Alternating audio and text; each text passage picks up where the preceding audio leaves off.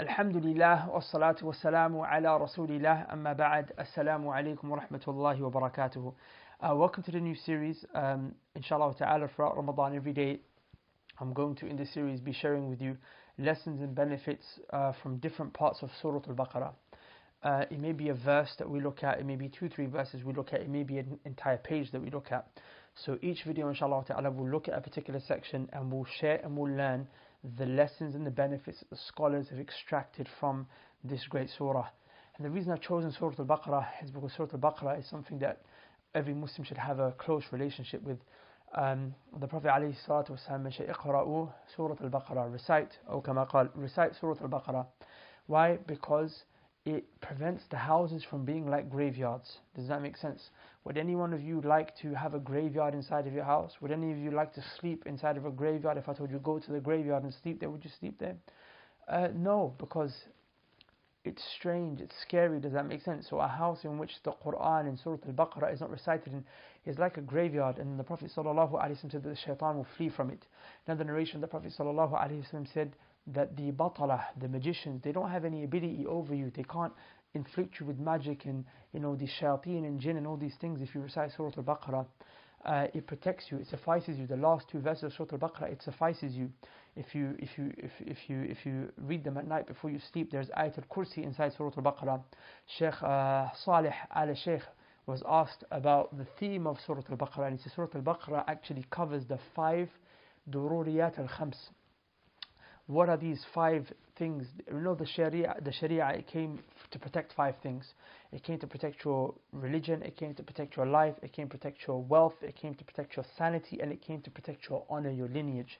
And his Surah al Baqarah deals with all of these 5 things. How it shows you how to protect your deen. Ya ayyuhan nas u'budu rabbakum. Worship your Lord. Come with tawheed. فَلَا تَجَعَلُوا لِلَّهِ أَنْدَادًا وَأَنْتُمْ تَعْلَمُونَ. Do not set up partners with Allah. Don't do shirk with Allah Azza wa Jal. Does that make sense? It deals with the issue of tawheed. It deals with the issue of the preservation of life. Does that make sense? When it talks about the Banu Israel and the pact that was made with them, to not spill blood and to kill and whatever have you. It talks about the wealth, the preservation of wealth. وَالَّذِينَ يَأْكُلُونَ الرِّبَا. Those who they consume riba, and riba is one of the fundamental problems as to why the world is suffering when it comes to poverty and whatnot, and so on and so forth. And we'll talk about that when we come to that lesson. The issues of lineage and honor, and of course the issue of sanity. يَسْأَلُونَكَ عَنِ الْخَمْرِ وَالْمَيْسِرِ. They ask you, Allah said, about intoxicants, about alcohol, about khamr, that which will intoxicate you.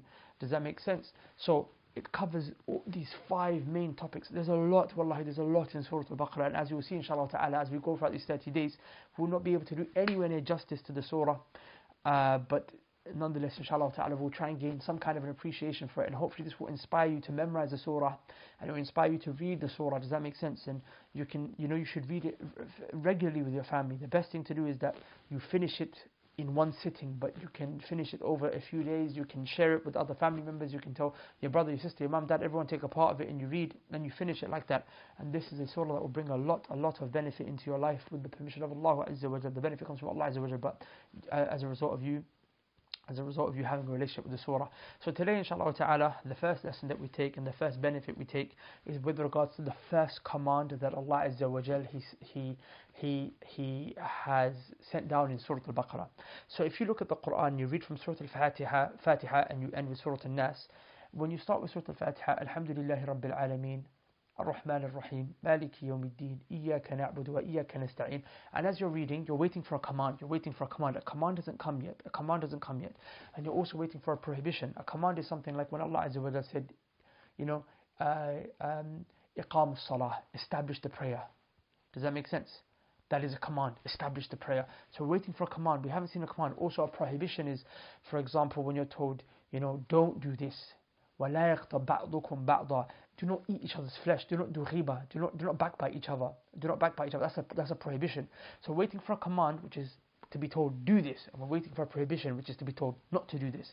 And as we read and we enter Surah al Baqarah, Alif Lam Mim, ذَلِكَ الْكِتَابُ لَا رَيْبَ فِيهِ هُدًى لِلْمُتَّقِينَ. As we're reading, we turn over the next page, and we come to ayah number 21. We see the first command, and in ayah 22 we see the first prohibition. What is the first command that Allah gives? He says, Ya ayyuhan nas, Allah Azza wa Jalla speaks to mankind, and here the hypocrites are being spoken to, the mushrikun are being spoken to, the Christians, the Jews are being spoken to, the Muslims are being spoken to, the Muslims who are disobedient are being spoken to. Everyone's being spoken to here. O mankind, u'budu, worship your Lord. Worship your Lord. U'budu rabbakum. Worship your Lord. Does that make sense? اعبدوا ربكم الذي خلقكم والذين من قبلكم لعلكم تتقون. Allah is commanding us to come with Tawheed. How do we know that the worship is Tawheed? Abdullah ibn Abbas radiallahu anhu said, every time ibadah comes in the Quran, it means Tawheed, meaning worship Allah with no other partners. Worship Him and don't worship the Prophet. Worship Him and don't worship the Saint. Worship Him, worship no one else. Ibadah, make it for Him alone. Ibn Abbas, the Prophet sallallahu alaihi wasallam's cousin, said this. Ibadah, when it comes in the Quran, it means at-tawheed. Does that make sense? So pay attention. The first command that comes in the Quran is worship Allah alone and none but Him. What's the first prohibition? Go to the next ayah, the end of it. فَلَا تَجْعَلُوا لِلَّهِ أَنْدَادًا وَأَنْتُمْ تَعْلَمُونَ. Do not set up partners with Allah. Do not make equals with Allah. Do not set up shuraka with Allah. Do not set up associates with Allah. Does that make sense? In other words, don't worship someone else besides Allah Azza wa Jal. Don't make anyone equal to Him in ibadah. In any way, shape, form, don't make anyone equal to Allah Azza wa Jal. Do not worship someone else besides Him. وَأَنْتُمْ تَعْلَمُونَ. And you know that they are not worthy to be worshipped because of the things that you know of Allah Azza wa Jal. So look at this. I want to really pause on these two verses here because they show you the most important thing that is there for us, which is to worship Allah alone and to stay away from shirk. La ilaha illallah, there is no deity worthy to worship in truth except for Allah. La ilaha, there is no deity worthy to be worshipped in truth illallah except for Allah. Does that make sense? So worship Allah, don't worship anyone else. And this is a common theme that we see in the Quran, and it's just so profound that when we open the Kitab of Allah and we read from the beginning, the first time we are commanded and the first time we are prohibited is in the context of Tawheed and Shirk. And that shows you the importance of this issue in our religion. Now I also want you to ponder upon some gems here. Allah Azza wa Jal, He said, Ya ayyuhan nas u'budu rabbakum. U'budu rabbakum. Allah said, O mankind, worship your Rabb.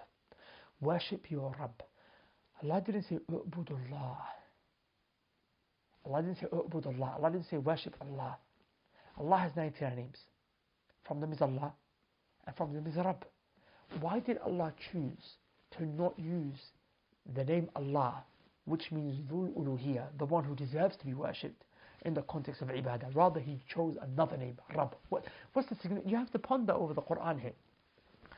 And of course, the pondering without understanding the sciences of the Sharia and the language and whatnot can actually lead you astray. So we don't ponder based on ignorance, but based upon learning and benefiting from the scholars. So this is not something that I pondered myself, it's what I benefited from the ulama and the mufassirin. So why did Allah Azza wa Jal use this word, this name Rabb? He could have used U'budu as-Sami', worship the one who hears, Al-Basir, the one who listens, Al-Khaliq, the creator. No, He said U'budu Rabbakum, worship your Lord. Does that make sense? Why? Because Rabb has a meaning in there, and the meaning is that He created you. Because the Rabb is the one who, who does tarbiyah for you. He develops you, He nurtures you, He cultivates you. So Rabb means, in it is three things: creator, provider, and controller of everything. He creates you. Number one, you would not exist if it wasn't for Him. Number two, He provides for you.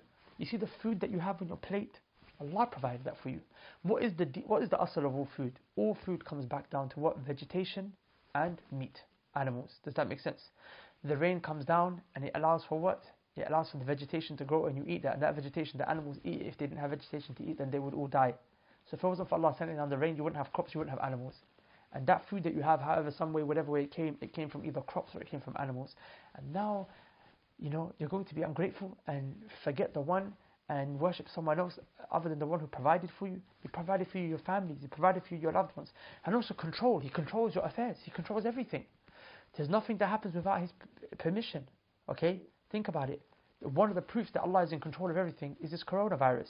That we thought were big and strong, but Allah Azza wa Jalla sent a creation so small that the naked eye cannot even see it, and He made the whole world come to its knees. And creation that by itself, a virus that by itself is insignificant and weak compared to the human being, but has now what caused all of the human beings to come to their knees. The planes have stopped, the airports are closed, the ships have stopped moving, everyone's in the house. Everything's come to an end. Does that make sense? And that shows you Allah is in control. He does whatever He wants. He does whatever He wants. Does that make sense? He can send a virus and make the whole world come to His knees, or He can cure us the next day through His mercy. So Allah used the name Rabb. Now why? The question is why? We know what Rabb means now, but why did Allah use this name? Because if Allah tells you, "U'budu Rabbakum," worship your Rabb, worship your Lord, and if Lord means, if Rabb means your creator, your provider, and the one who controls you, then that should create a sense of, if you're not worshipping Allah, it should kind of spark a sense of ingratitude inside of you. As in, how am I not worshipping Allah? How am I not giving Him that which He needs me to give Him? I would not exist if it wasn't for Him. I would not have food to eat if it wasn't for Him. I would be destroyed if it wasn't for Him. He is my Lord. Why am I not worshipping Him?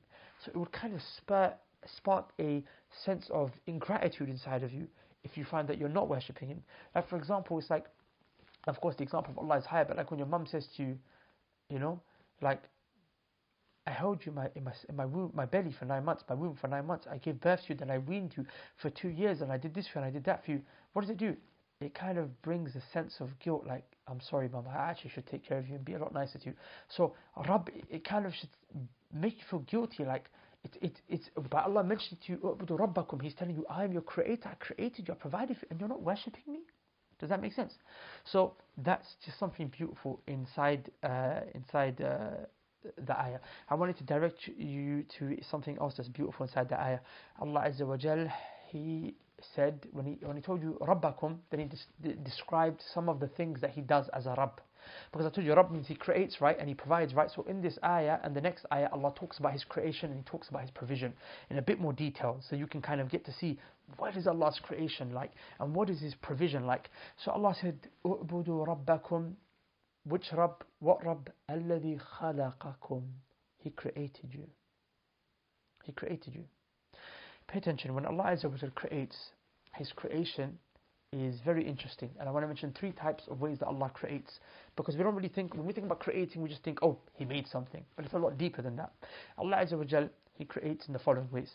The first way Allah creates is that He creates something from nothing. As in, it didn't ever exist. And He brought it into existence. This thing, you see, the universe didn't come from nothing, but Allah Azza wa Jal can take something that didn't exist, it was nothing, and He made it. Does that make sense? So He can make something mawjood and it used to be ma'doom. He can make it exist and it never used to exist. Does that make sense? And no one else can do this. Whenever me and you want to create something, or rather want to make something, I should say, we do it based on a prior precedent. Even the planes that we built, we did it based on looking at the birds.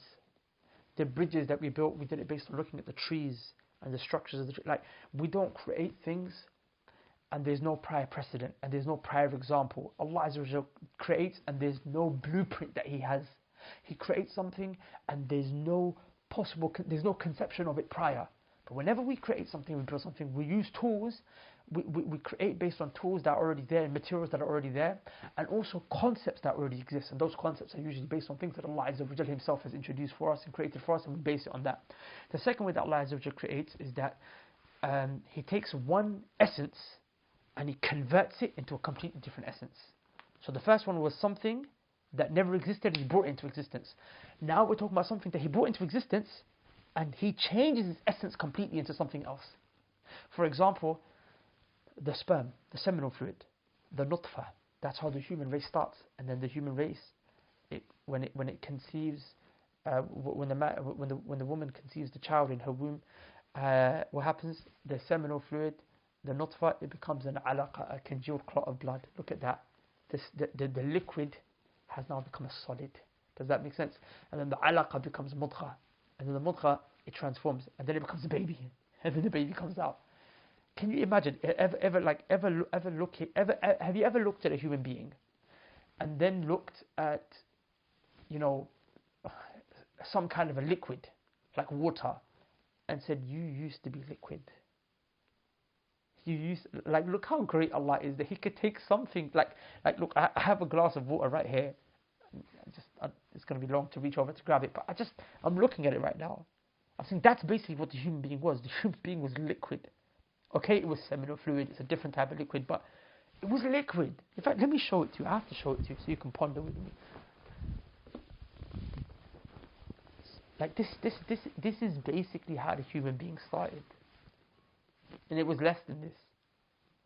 And then the human being became you. Like, that's amazing. And only Allah Azza wa Jalla has the ability to take an essence and change it into something that is totally different to what it was. Does that make sense? In that way. The third thing is that Allah Azza wa Jalla, He takes one essence and He changes its characteristics. So understand the difference here. The first one was He created something that didn't exist and He made it exist. The second one was it exists but He changed its essence. The third one is He doesn't change its essence but He changes its characteristics. For example, you have a baby. Its essence is that it's a human being, but then Allah Azza wa Jalla changes its characteristics. The baby becomes a toddler, becomes an adult, becomes old again, becomes senile, and then it becomes dust. It dies. So Allah Azza wa Jalla, look at the way He creates, and then He's telling you, because I create like that, you should worship me. He's giving you reasons to understand. So then now you ponder and you think, oh, like I was in the womb of my mother, and then Allah created me, and then He took it. First I didn't exist, then He made me exist, then He changed me throughout the stages, then He made me who I am, and then every day, every year, as I grow, that's Allah Azza wa Jalla developing me. It's to remind you, this is your Lord. He is doing this for you. You can't do any of this without Him. Does that make sense? So Allah Azza wa Jalla, He creates. Now, pay attention. Allah said, الَّذِي خَلَقَكُمْ, He created you, but not just you. وَالَّذِينَ مِنْ قَبْلِكُمْ, and He also created those who came before you. The reason why this is important here is because when you usually speak to people like atheists, whatnot, you ask them, hey, where did you come from? They say, mum, dad. They say, mum and dad. That's what they say. Have you ever heard them say that? They say, mum, dad, that's where I came from. I came from my mum and I came from my dad. Okay? Pay attention. وَالَّذِينَ مِنْ قَبْلِكُمْ is a refutation of them. Allah said, if I translate this or try to translate, I don't want to be, I'm not a person who translates the Quran or anything like that. I don't have the capacity or the ability to do so. But Allah said, He who created you, وَالَّذِينَ مِنْ قَبْلِكُمْ, and those from before you. Those min qablikum, and He created those min before you. Now, min is a word that generally when you translate it, it means from. Okay, and the meaning is al-ibtida'iyya. I don't want to lose you, so please don't lose me, because I'm going to explain it a few times so you understand it. So just don't get scared. Pay attention, because we're going to go into the Arabic language here. Allah said He created you, and min وَالَّذِينَ مِنْ قَبْلِكُمْ, and those from before you. So Allah, like, why did He say from before you and not those before you? Because the min here is powerful. The min shows a starting point. The min always shows a starting point. For example, if I say ذهبت من البيت إلى المسجد, I left my house to the masjid. When I say min al-bayti, you know that I started at the house. That was the place where I started. The place where I started was the house. إلى المسجد, and the ila shows where I ended. So when Allah said min qablikum, He's showing that the human race had a starting point. It had a starting point. So He's saying, I created you and those before you, meaning not just your mum and dad, but it goes back to a point where it started. Does that make sense? Who started it off? Oh, atheist. Because the point here is that when you speak to an atheist, he says to you, mum, dad created me. So you say, well, where did your mum and dad come from? Their mum and dad. Well, where did they come from? Where did they come from? Where did they come from? There has to be a starting point. The point is, what was that starting point? There had to have been a starting point. If I see a row of dominoes and the dominoes are all, if I see a 20-mile row of dominoes and each one of them is falling, I know that wasn't going on forever. I know it had to have a starting point. Who started it? وَالَّذِينَ مِنْ قَبْلِكُمْ. The min shows there was a starting point. And He created those before you and they had a starting point. Does that make sense? So it's a refutation on the atheists. And some of the atheists will say, oh, we were created by monkeys or whatever other primitive life form. Now, of course, we disbelieve in this because Allah Azza wa Jalla told us He created us from Adam and Eve. But the point is that let's entertain the atheists for a second. Let's say, okay, let's for arguments, because they try to say the theory of evolution is something that disproves Allah's existence. And even the theory of evolution, even though it's false and we don't believe it in the way that they present it, but the point is that it still isn't something that disproves Allah's existence, and this ayah here is a proof of that. Because if you would say, for argument's sake, okay, let's go back in time. Let's go back to the monkey that you came from. Where did that monkey come from? Okay, he came from another monkey, and he came from where? Okay, he came from a fish, and where did that fish come from? That fish came from a bird, and that bird came from what? Well, maybe it came from a bird, and then that bird came from a fish, because they say we started from the sea, and then we was in the sea, and that fish was what? That fish was some kind of algae or some kind of other life force, and then what was it? It was a cell. It all started from the cell. Okay, so they accept that there was a starting point. Where did that cell come from? They don't have an answer for that. Not just that, the cell split. Who split the cell? Who split the cell? They don't have an answer for that. Does that make sense? Of course, I'm not advocating the theory of evolution, but I'm saying even then, just the concept of saying to people, what was the starting point? Okay, let's go back. This universe had a beginning, right? Okay, they say this universe came from another universe. Okay, what universe did that come from? Oh, it came from another universe. It came from another universe. But there has to be a starting point. It has to be a starting point. Once you can identify that starting point, the question comes to mind: who started it? And then you've got them. Allah, وَالَّذِينَ مِنْ قَبْلِكُمْ لَعَلَّكُمْ تَتَّقُونَ. Does that make sense? لَعَلَّكُمْ تَتَّقُونَ. And then Allah Azza wa Jalla goes on to explain Himself in the next ayah. What does He say? He says subhanahu wa ta'ala. So first He told you the first part of rububiyyah, of Rabb, is what? That He created you, right? The second part we said it's provided. He said, الَّذِي جَعَلَ لَكُمُ الْأَرْضَ فِرَاشًا. Allah Azza wa Jalla, He created the earth for you, and He made it into a resting place, like a bed, a resting place. He provided the earth for you. وَالسَّمَاءَ بِنَاءً. And Allah Azza wa Jal, what did He do? He created the sky for you. He created the sky for you. وَأَنزَلَ مِنَ السَّمَاءِ مَاءً. And He sent down from the sky rain. And when the rain came down, فَأَخْرَجَ بِهِ مِنَ ثَمَرَاتِ رِزْقًا لَكُمْ. And when the rain came down, Allah Azza wa Jal, He brought forth fruits and vegetables and crops for you. Does that make sense? Now pay attention, in these two verses that I've mentioned, there are three powerful proofs for resurrection. Three powerful proofs for the Day of Judgment. And Shaykh Muhammad al-Amin al-Shanqiti rahimahullah ta'ala in his Adwa al-Bayan, he mentioned this. The first proof of resurrection is the fact that Allah mentioned He created you. How is that proof of resurrection? Resurrection is you going to be created again, right? Is when you're created a second time. So what is easier, to create the second time or the first time? Creating the first time is obviously harder than creating the second time, right? For Allah it's not hard, for Allah it's easy. But for us as humans, if we was to create something, like for example the first human being that ever created a house, was that hard?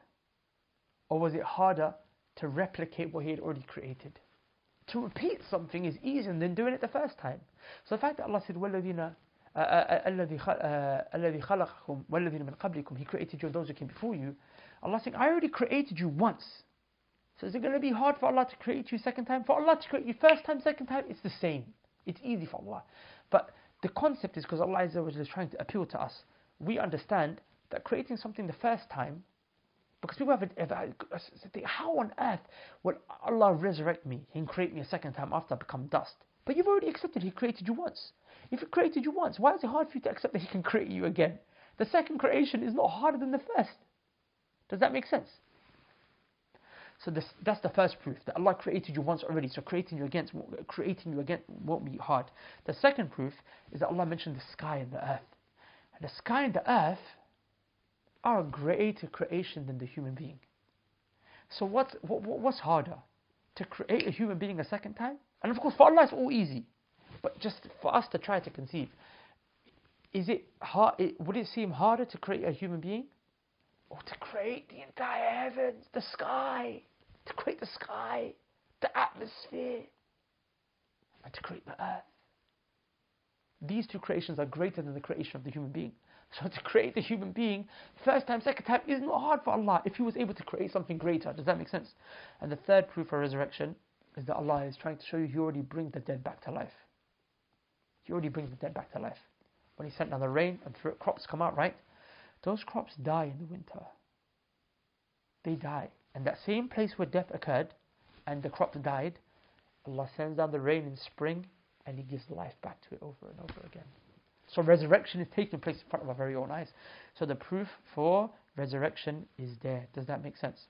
Now, after Allah Azza wa Jal, He mentions to us the command that we should worship Him alone, and the proofs of resurrection that are subtly implied and inferred here, and all these other things. Then Allah gives you the prohibition. So that don't you dare worship anyone else besides Him. Don't worship no prophet, don't worship no other human, no saint, no idol, no rock, no star, no moon, nothing. Don't worship anyone besides Him. فَلَا تَجْعَلُوا لِلَّهِ أَنْدَادًا. Don't worship any equals. Don't set up any equals with Allah. Don't set up any equals with Allah. وَأَنْتُمْ تَعْلَمُونَ. وَأَنْتُمْ تَعْلَمُونَ. Does that make sense? Abdullah ibn Abbas radiyallahu anhuma, he mentioned that, فَلَا تَجْعَلُوا لِلَّهِ أَنْدَادًا وَأَنْتُمْ تَعْلَمُونَ. Don't set up with Allah equals. He said, قال الأنداد هو الشرك. Setting up equals with Allah is shirk. He said, أخفى من دبيب النمل. It is more hidden sometimes. Pay attention, because some of us think, I don't do shirk, so I'm free. I'm not going to fall into shirk, I don't have to worry about this.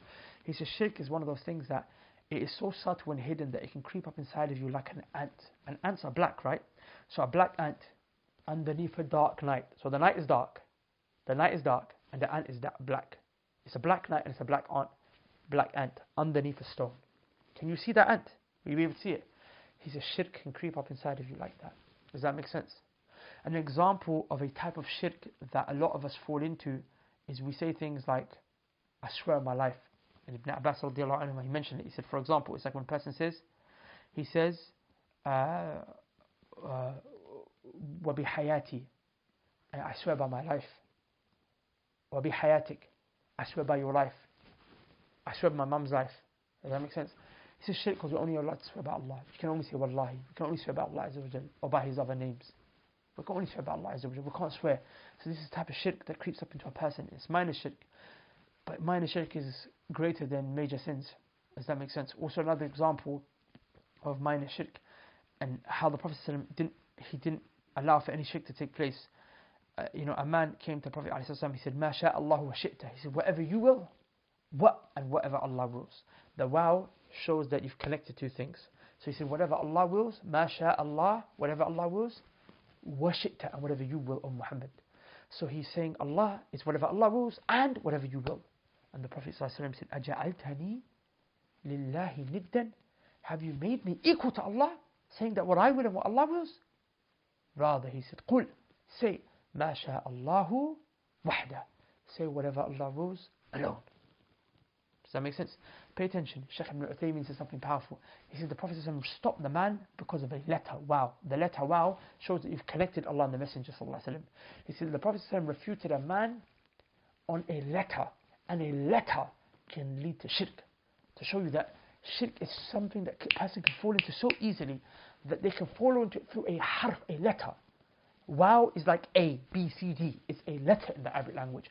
By using that one letter and adding that one letter between Allah and the Messenger ﷺ, he fell into what? Making Allah and the Prophet equal. The Prophet said, أَجَعَلْتَ لِلَّهِ نِدًّا. Have you created me? أَجَعَلْتَنِي لِلَّهِ نِدًّا. Have you created me, made me an equal to Allah?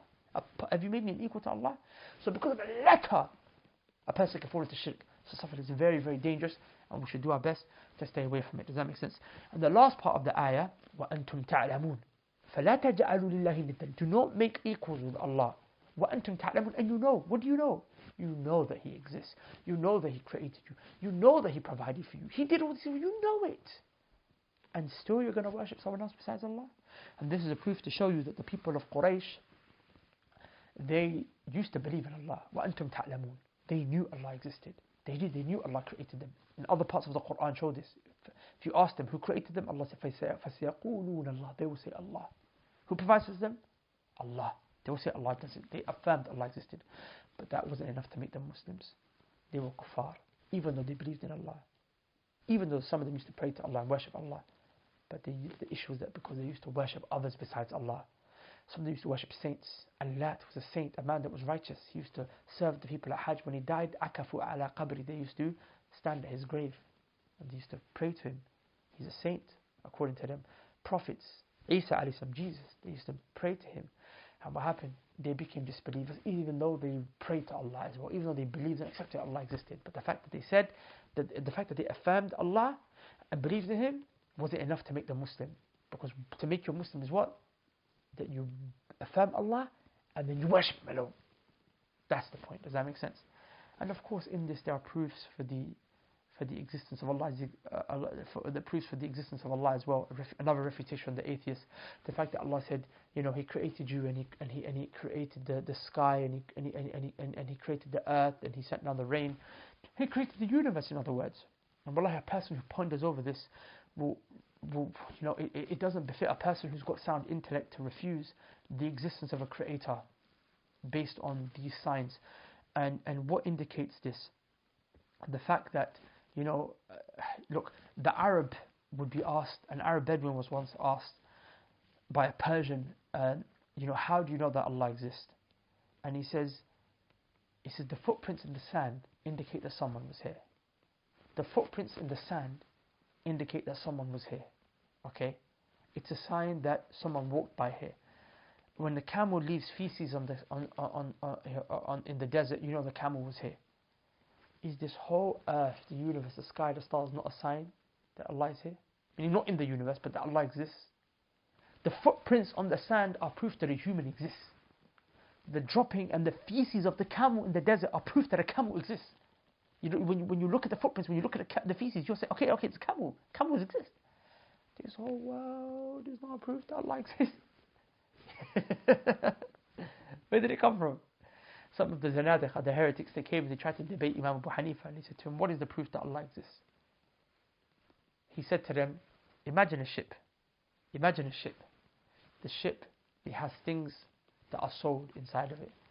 And the ship doesn't have a driver. And it travels all of its own. And it goes to wherever it wants to go. And it conquers and overcomes big, intense waves. And it just goes to wherever it wants to go. Do you believe that? The people who were debating him said, no intelligent man would say such a thing.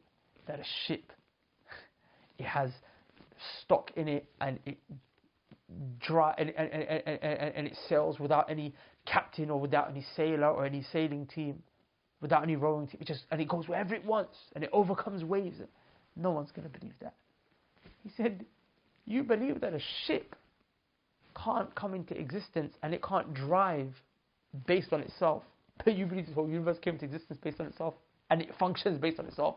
That every day the sun comes up and then the sun goes and the moon comes up like clockwork and it doesn't come late by even a second, and you believe that the earth and the sun, they do that independently of themselves. Allah is the one who does all of this. And the people, they made tawbah and they came back. Does that make sense? So that was our first lesson, inshallah ta'ala, with regards to Surah al Baqarah. And inshallah ta'ala we'll be back with another one tomorrow. Hopefully they won't be as long as this one, but it's just these two verses are very powerful, so I wanted to really kind of share some benefits with you. I would really like to know if you learned something new, so comment below. Also inshallah ta'ala in the blessed month of Ramadan, if you guys want to benefit, we have a PDF that shows you a checklist of different acts of worship that you can do throughout the month. And if you follow our checklist, then you would have ended up doing 1,000 acts of worship throughout the whole of Ramadan. It's absolutely free. Just have to click on the link below and download it, inshallah ta'ala. And hopefully we see you on the other side. Subhanakallahumma wa bihamdik, ashhadu an la ilaha illa anta, astaghfiruka wa atubu ilayk. Assalamu alaikum wa rahmatullahi wa barakatuh. Peace.